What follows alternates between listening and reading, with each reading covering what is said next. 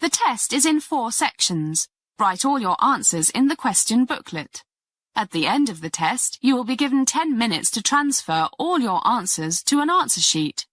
Now turn to Section 1. Section 1. You will hear Bud and Annie talking about their families. Look at questions 1 to 5 on the form now.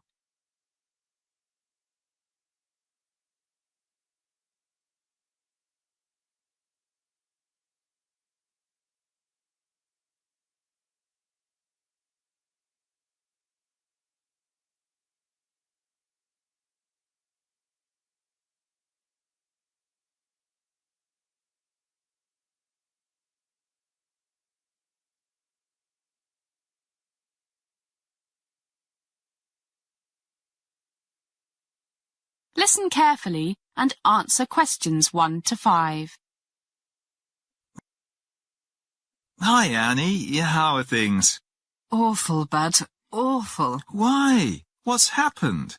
It's home. Mum's ill and Dad's been laid off, so he's in a really bad mood, and Susan won't be of any help. Your sister always was lazy. But what's wrong with your mum? She seemed fine last time I saw her. Everything. I think she's really down because of Dad, and her arthritis is playing up again. It seemed the new medicine was working fine. Now she can still move her fingers, but hardly walk. Her toes hurt, and the doctor says she needs a knee replacement. Doesn't sound too good. That's expensive surgery. Got medical insurance? She was covered by my dad's, but that's finished since he lost his job, and money's really tight.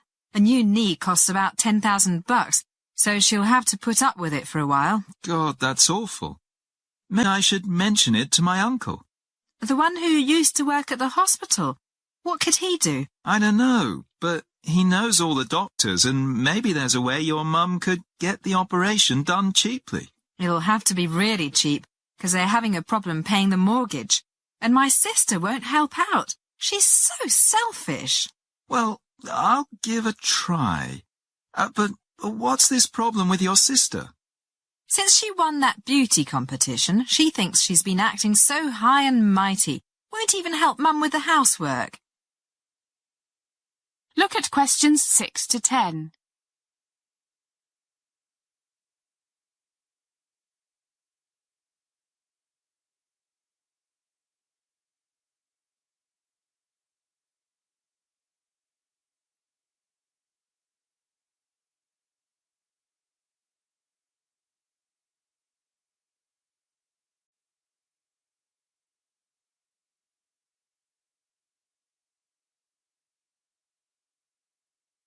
Now listen to more of the conversation between Bud and Annie and answer questions 6 to 10. Won't help your mum? No, spends all her time in front of the mirror, trying on different lipsticks. Sounds like my cousin. You know her, I think, Marianne, works at the Holiday Inn. Yeah, I met her at your party, but she seemed very nice. She is till you get to know her. Miss Charming. But she's really conceited, especially since she got promoted. Always putting people down. What about your dad's company? Do you think he might have some work for my dad? Part-time, anything? He just got this big contract for the new supermarket, so he might be looking for some people. And I know he likes your dad, but... I think Dad's kept his membership up. I'll ask him. Let me know, and I'll check with Dad when he gets back from France. France? Yeah, he took Mum there as a 25th wedding anniversary present. Gosh, it's 5:30. I'm late for work. Gotta fly. See you, Bud. See you. That is the end of section 1. You now have some time to check your answers.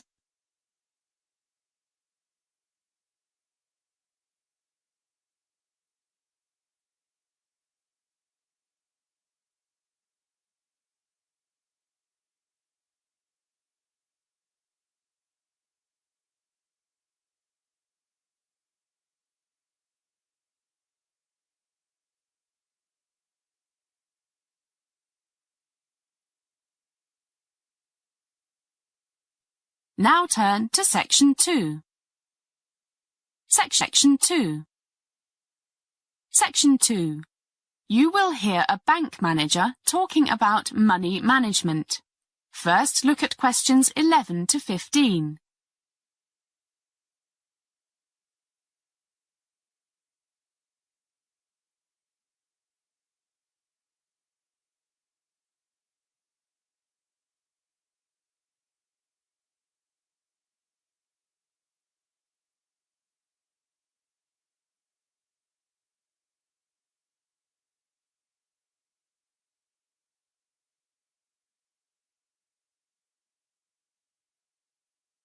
As you listen to the first part of the talk, answer questions 11 to 15. Good morning, everybody, and welcome to one of the Hong Kong's bank's lectures on money management. I'm John Rogers, and I'm the manager here.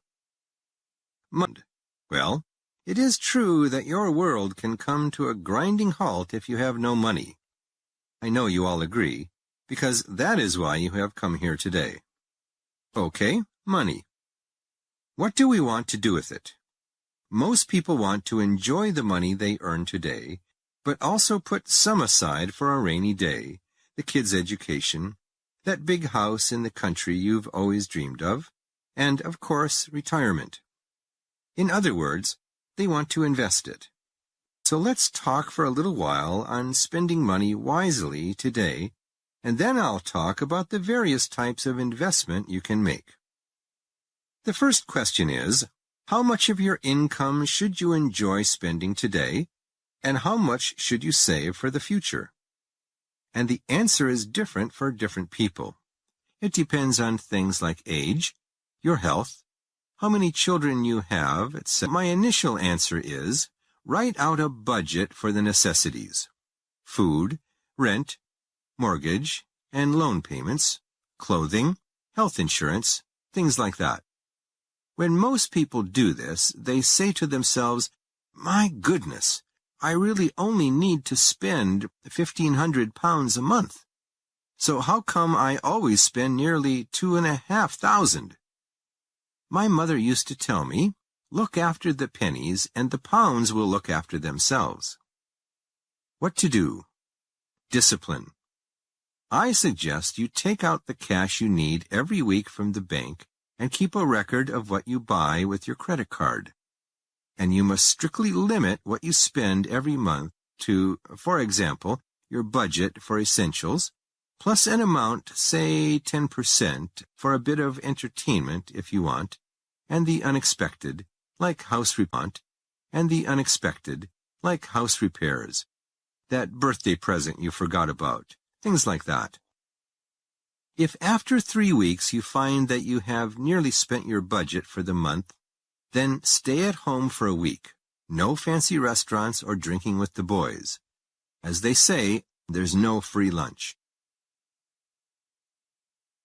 As the talk continues, answer questions 16 to 20.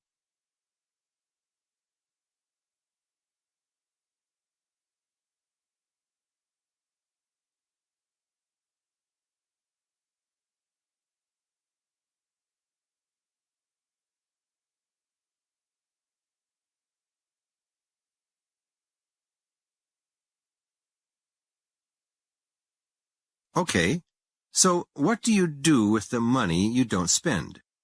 Oh, one thing I forgot to mention.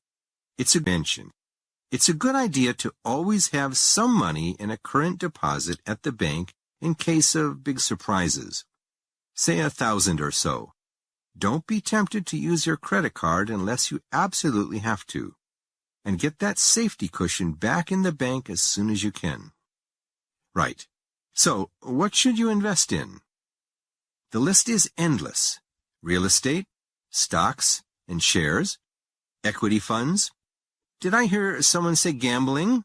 Well, if you have a crystal ball, maybe. The government lottery?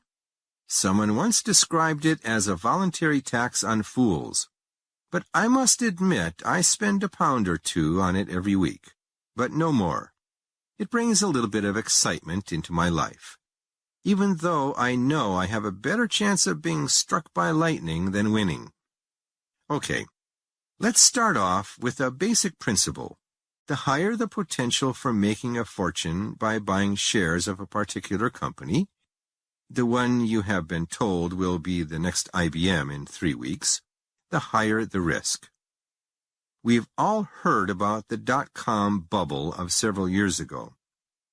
Some people made a fortune, but they got out before the market crashed. The majority of investors lost their shirts. Another basic principle, the balanced portfolio. A balanced portfolio means you have investments in a variety of things, from low-risk but low-return things to things like blue-chip stocks that are somewhat less predictable, but which will probably provide steady, if not spectacular, returns for years, to the riskiest of all, venture capital, where success could increase the value of your investment 100-fold, or failure could wipe it out. Well, then I will talk about the most common form of share ownership, common stock, which makes you become a part owner of the company itself, with voting rights and entitlement to dividend distribution if there is one. That is the end of section 2. You now have some time to check your answers.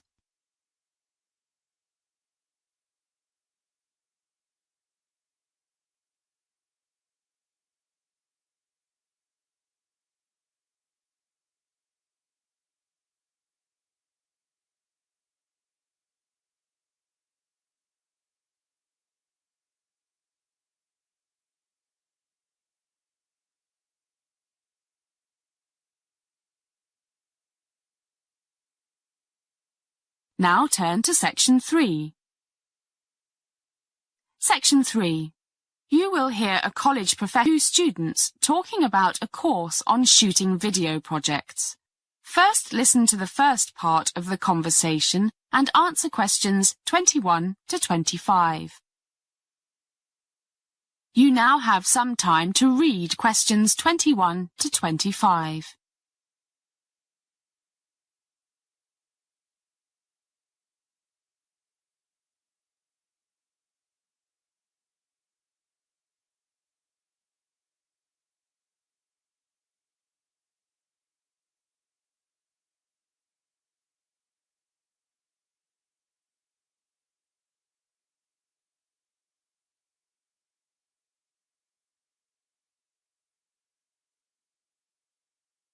Hi, guys. Hi, Professor Edwards. What's happening? Well, department head just told me I've got to teach this course on making video documentaries. I know you two are really into videos. That documentary you made last term on homeless people was fantastic, and I've never thought this course before. I'm an old-fashioned film man, so I thought I'd get some suggestions from you on how to design this course. Well, I don't know if we can be much help, but we'll try. How exactly do you think we can help you? I suppose the first thing is, how much do most of the students know about video cameras? I don't want to waste time telling them stuff they already know. Actually, some of them have video cameras, but they only use them for home movies, that type of thing. Yeah, I don't think many of them know much about their cameras. Just point and shoot. So maybe I should start with the basics of the video camera. I think so. Otherwise, they will just put the thing on automatic and lose out on a lot of really good things you can do if you control the camera more yourself. I agree. But do you expect everyone to have their own video camera? Too expensive. £5 to £15 a day, I think. Depends on the model. The thing I'm most interested in is getting them to plan their projects properly and be creative in their use of what they've got. Doesn't the film department have some cameras students can use? I checked that out. They've only got 3. Probably not enough. Do you think they need broadcast quality cameras? 3 CCDs, expensive stuff. As the conversation continues, answer questions 26 to 30. You now have some time to read questions 26 to 30.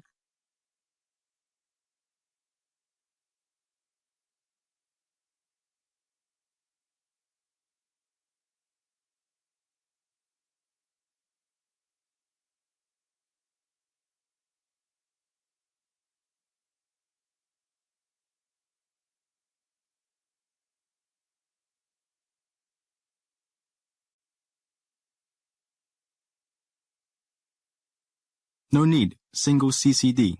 A bit of zoom. Wide angle for indoor stuff and scenery. Basic functions will do. You mean camera angles, shooting from interesting positions, creative lighting, that sort of thing. Kind of. But that's much the same as you teach in your film courses. Guess you're right. But I want to think of things you can do with a video camera that you can't do with a film camera. Aha, secret shooting. Much easier to film people without their knowing with a tiny video camera than it is with a big film camera. Make a little hole in your pocket and off you go.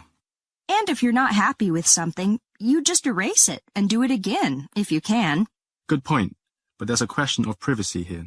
Is it fair to film people without their knowing? Unless you're a cop or something. I suppose it's not. But it's often the only way to get what you want. I don't worry about these things. I just want to make good movies. Can't always do that if people know you're filming them. Well, I've never been taken to court for filming people without their knowing. But I agree. Sometimes you have to.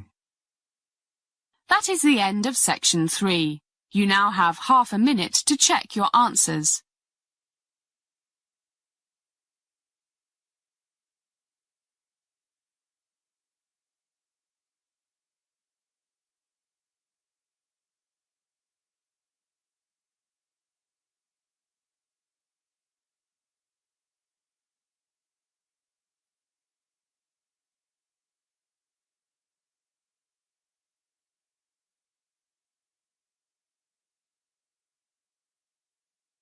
Now turn to section 4. Section 4. You are going to hear a lecture about various issues in land management and ownership systems. You now have some time to read questions 31 to 40.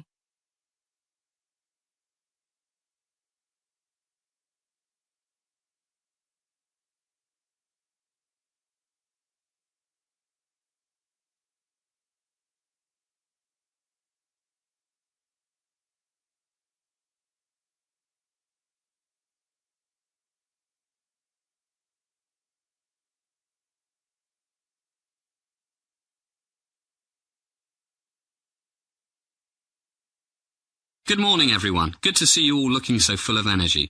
Today I'm going to give an overview of some general principles and issues relating to land management and ownership. Very important. If we look at history, it seems that much of it concerns conflict over religion, economic power and land. Often all three factors are involved together. The first question one asks when talking about land is, who owns it? What you can do with land you own depends on one's political views. A far-right conservative may say ownership is the socially supported power to do what you want with the land you own, with no control by government, as long as what you do with it doesn't hurt others. You can imagine how different factions interpret hurt others. By contrast, the political left, socialists and, more to the left, communists say land ownership, private land ownership that is the root cause of much injustice in the world, and that the social protection of private land ownership can result in tyranny and oppression. They therefore argue for state, public and cooperative forms of land ownership. I would mention here that most of us take for granted the idea that everything must be owned by a person, people or an organization. But some societies, notably some native North American tribes, seem to have no concept of personal ownership. It was normal for them simply to own them if they needed it. When European settlers came, the Indians behaved as usual, which led the Europeans to seeing them as thieves. But the European settlers grabbed the Native Americans' land, their most important possession. So who were the real thieves? However, in this day and age, it would be futile to think of getting rid of the concept of ownership. But let me return to land ownership. It's a complex issue. For example, should the owner have exclusive control over the rights of way, like traditional footpaths, or the migration routes of wild animals, or the ecologically important wetlands? Should the owner be allowed to destroy the whole lot by building expensive houses everywhere? Or what if the owner discovers hidden treasure that once belonged to the royal family? All such things raise questions of the rights of the owner as opposed to the rights of others, including animals, perhaps. Clearly, divergent views on such questions are a constant source of argument. What did the classical economists say about land ownership? Their positions were often rather ambiguous. Many of them seemed to consider it a necessary evil, and argued that it could not be defended if there was not some obligation to keep and improve the land. This is the concept of stewardship, that the land must be kept in good condition for future generations. But what if the owners were good stewards of their vast estates, but millions were going hungry?